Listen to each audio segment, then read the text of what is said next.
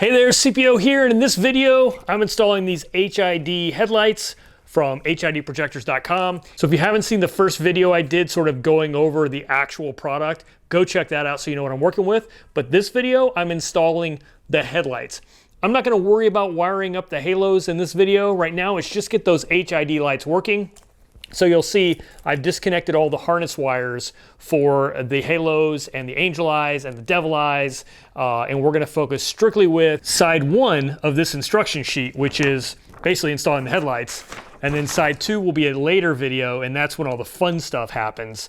And then I'm gonna be taking out these LED headlights, and I'm hoping I'll have a chance to show you the difference between the two. So I'm gonna install the passenger side HID light first. I'm gonna see if I can leave in the driver's side LED light. We'll see if that works, but if it does, I'll show you the difference. All right, the first thing we need to do is remove this front grille, and across the top are these little plastic sort of rivets that have a centerpiece that you have to pop up with a flathead screwdriver, and then you can bring the whole piece out just like that. So the hardest part about these is not losing them once you get them out. And it never fails, I will always try and lose one of these. So do yourself a favor and stick them someplace safe after you get them out. So there's 4 across the top, and then on each side is 1 more. Just be careful not to scratch your finish when you hit these corner ones.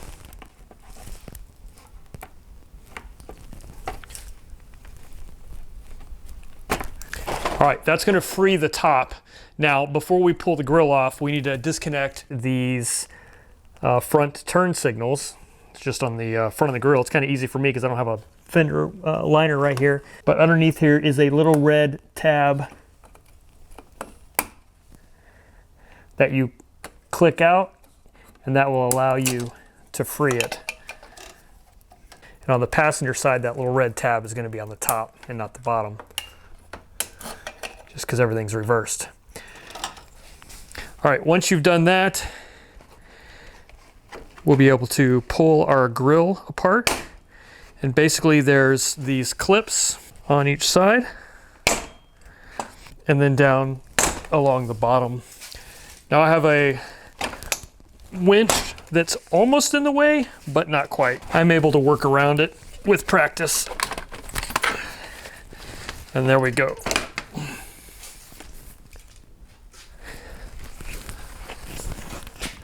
And just to show you, it's these clips that we're dealing with. So, all right. And to remove your existing headlight, this is a T15, and there are 4 tabs here that you're gonna unscrew. Doesn't matter if you're removing your factory lights or if you have an aftermarket light already installed like I do. Okay, so this outer ring is gonna come off, and that's all that's holding this light in place. That's my factory headlight plug right there. All right, so now I'm gonna lay out my harness that is going on the battery side, the passenger side. This is gonna connect straight to the battery. And then we've got a ground connection, a couple of ground connections here. And yeah, so, and then this is gonna run to the far side. So what I think I'm gonna do first is go ahead, slip this through. I like to run these at the front of the grill and then follow this wiring harness that runs across the top right here.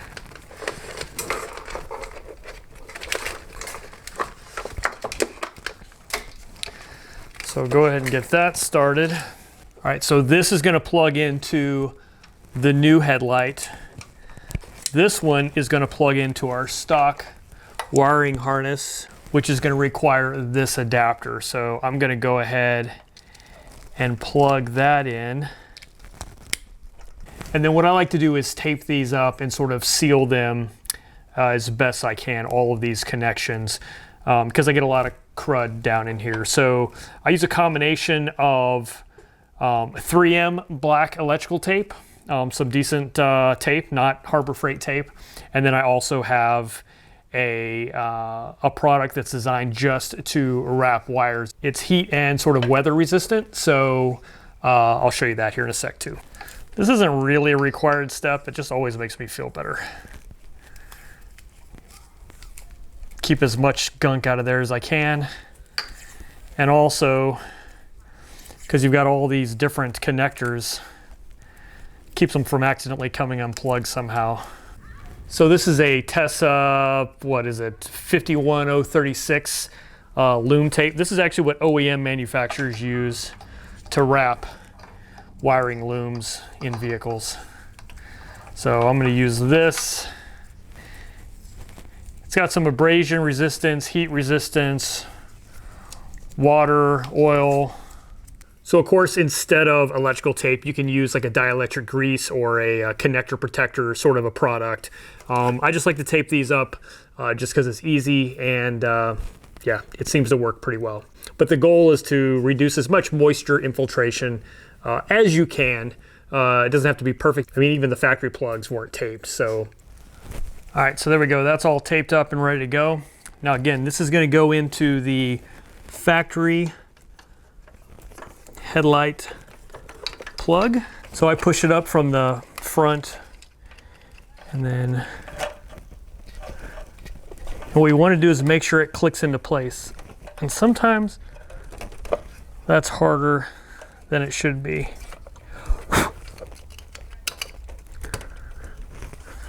If it doesn't click, you can shave a little bit off of this little thing right here. Sometimes that's necessary. I've had to do that on several of my light installs.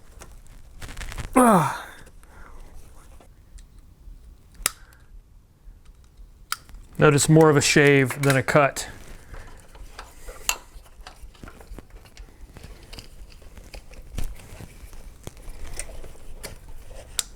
There we go. And that was just enough to get it to lock into place. Now I'm going to hit the little red safety tab. I'm going to push this through the front and then tape that connection up as well, just because I think it's easier to get to from the front. All right.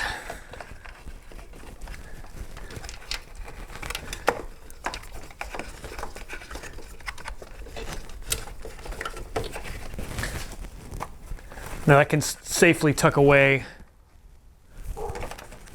to give you room to put your light up. All right, let's see what we got here. So we have this that's going to plug into our ballast. Let's go ahead and do that now. So notice that's a waterproof connector, so I'm not going to tape that one. We're going to have to figure out where to mount our ballast, where to attach a ground or two, and where to put our relay. And then of course this is still going to run back to the battery. Now I have a dual battery setup, but you just need to tap into your existing battery circuit, however that makes sense for your particular situation. So let me get all these wires done, and I'll catch you up here in a sec. All right, so I went ahead and added on the harness for the devil eye just because it's such a short little wire here. And then I'm going to tape that connection with this wire loom tape. All right, and a little tip, if you're going to set this down on something, you don't want to scratch this up. So I've been using like a roll of tape or something to set it on top of, just to keep it from setting on the bumper. So keep that in mind as you're working.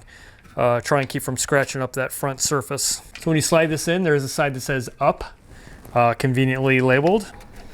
All right, so now what I'm doing is feeding through my plugs for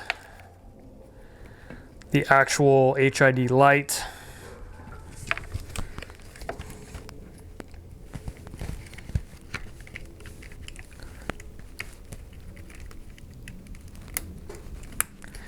Get those plugged in. So basically now everything is plugged in. I don't have everything installed on the back side, but it's all plugged in. So when I shove all these wires through from the front,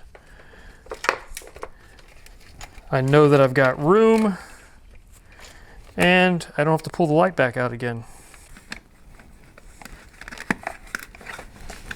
So the ring's gonna fit fairly snug on the light itself. And then we're just going to start these screws and then lightly fasten them in, because we're going to probably adjust this light later on. We're going to rotate it. All right, so all my LED harness wires are coming out here. I have the, in this case, this is the devil eye, and then the 3 halos. The 1 outer halo and the 2 angel eyes are coming out right there. So, like I said, I'm not going to mess with that for this part of the install. But what we do need to do is get everything sort of staged and in place. All right, so have all the wiring done. And let me show you where I put things. In this case, 3M double stick tape is your friend. I stuck this to the side of the fuse box area. Also the CAN bus anti-flicker is there. The relay is double stick taped to the side of the fender. The little control box is stuck right there. So everything is stuck with this 3M double stick tape to get it sort of out of the way. And for ground, I use this grounding post right here. Again, these are the halo, angel eyes, and devil eyes that haven't been connected yet, but everything is there ready to access. And let's see, my battery is running through here. And then of course I have this fancy deal from Genesis Off-Road. So this is where my headlight battery connection's going.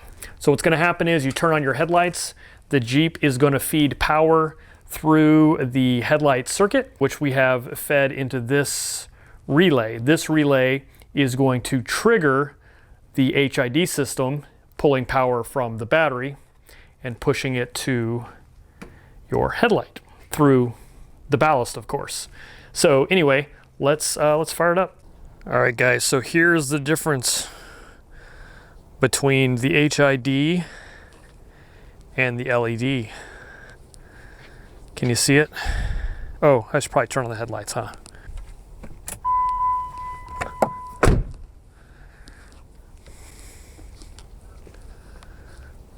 So first of all, look at that cutoff on the HID versus the pattern of the LED. Now the LED has a defined hotspot, but definitely not as sharp as the cutoff on that HID light.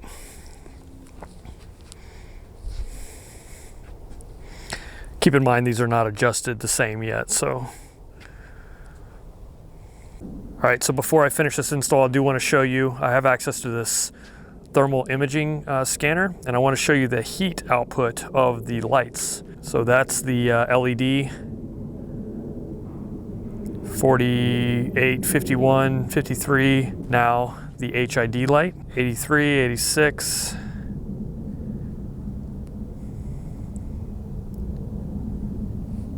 So this is a problem people have a lot with LEDs, is they don't heat up, so they don't melt snow and ice.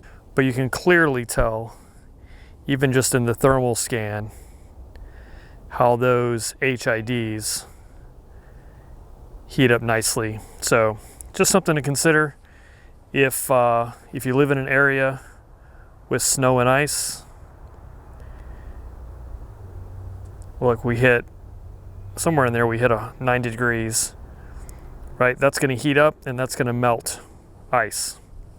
So, and that's not. Before we tighten down that light, I do need to straighten out that beam pattern. It's tilted a little bit crooked. It's tilted down on the passenger side a little bit. So I'm just going to adjust that by rotating it inside the ring. All right, so basically work to get a straight across cut off on the garage door panels. Now we can go ahead and install that other one. and then I can adjust for the actual beam height for driving. All right, so the passenger side is different only in the fact that we don't need to connect into the passenger side headlight circuit. We're actually I'm gonna tape this off to keep it from getting all cruddy. But the light is gonna be powered from this feed that came over from the driver's side. So we're just gonna basically make a ground connection and then plug this into, this is the high beam circuit, and then our wiring harness for the other light. So let me tape this up, like I said, to protect it from getting cruddy. And I'm just gonna tuck that out of the way somewhere. All right, so just like I did to the other side, I wrapped up and loomed this and taped off the angel eye, devil eye, and halo connectors just to keep them from getting all cruddy. I left my HID connectors and my high beam connector right there. So now what I can do is route that up through there. So now I can pull out this ballast.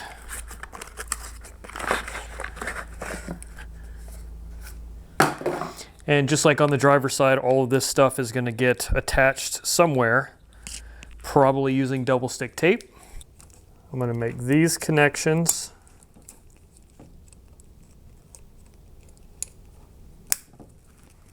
For the lights. We're feeding my harness through from the passenger side, which basically gives me my high beam connector, which is this guy. And then this is going to feed up, and then this is going to connect to there. So I've got these two, they're going to go to ground. The rest of this stuff is going to get mounted. Find the top, and this will just go in lightly until I can take it back out and adjust it. All right, so here's a look at the passenger side. Basically, I thought I had more room over here, but I don't because I have a lot going on. I've got my waterproof fuse relay box. I have my switches for my lockers and air compressor. So all this is sort of filled with stuff. But I did find some place. This is double stick taped to the frame area. This is double stick tape there. That other box is sort of just pushed down inside that well area. So everything's nice and tidy, should hold well. And yeah, so now whenever I turn on my lights, I get two of them. And that's a win in my book. So now what I need to do is do some final adjustments, and I'll show you how they look on the road. Oh, and I need to tidy up these real quick.